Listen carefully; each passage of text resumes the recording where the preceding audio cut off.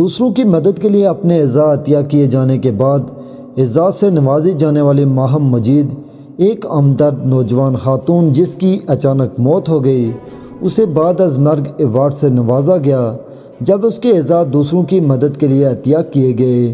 ماہم مجید کی عمر 21 سال تھی جب وہ گزشتہ سال مئی میں انتقال کر گئیں۔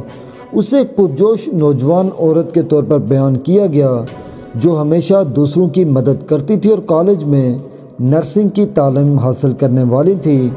ماہم کو اعضاء کے عطیہ دہندہ کے طور پر رجسٹر کیا گیا تھا اور اس نے اپنا جگر، گردے، ہڈی عطیہ کی تھی اور اس کا دل تحقیق میں مدد کے لیے گیا تھا۔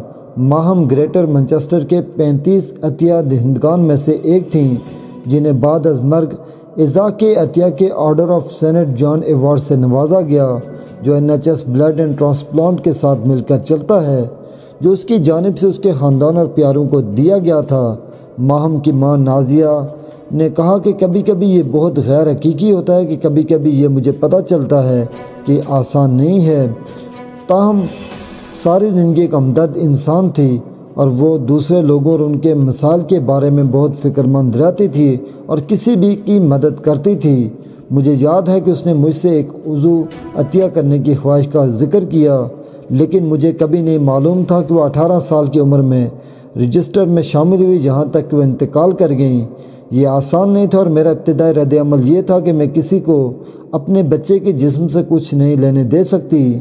میری بڑی بیٹی فارینہ نے کہا کہ ہمیں ماہم کی آخری خواہش کا احترام کرنا چاہیے اور اسے روکنا درست نہیں تھا۔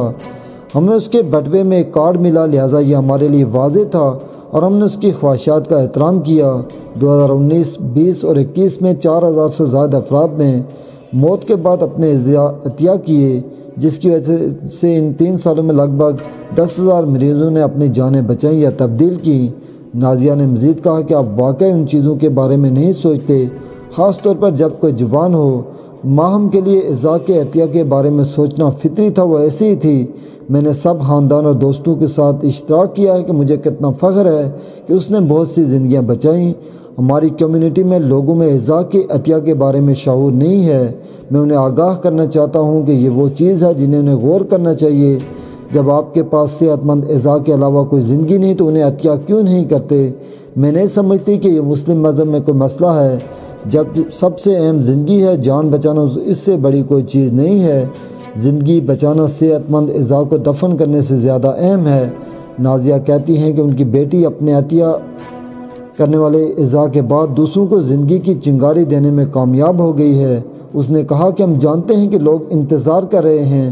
تصور کریں کہ اس فون کال کا کہنا ہے کہ ایک عضو دستیاب ہے۔ یہ زندگی کا موقع اور سب سے بڑا تحفہ جو آپ کسی کو دے سکتے ہیں وہ زندگی ہے۔ اس کے اعضاء نے بہت سی جانیں بچائی ہیں جو میرے لیے تسلی بخش ہیں۔ میری بیٹی اب نہیں رہی، لیکن اس کے اعضاء نے دوسرے لوگوں کو زندگی کی چنگاری دی ہے۔ شاید بیٹی یا بیٹا، بیوی یا شوہر، بھائی یا بہن۔ یہ ضروری ہے کہ لوگ اس بات سے آگاہ ہوں کہ جان بچانا سب سے اہم کام ہے جو آپ کر سکتے ہیں۔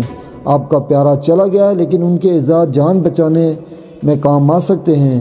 جب روح چلی جاتی ہے جو صرف ایک جسم ہوتا ہے، جان بچانے سے بہتر کیا ہو سکتا ہے؟ آپ کا پیارا اب نہیں رہا، لیکن بہت سارے لوگوں کی جان بچا سکتا ہے، کسی اور کے پیاروں کی۔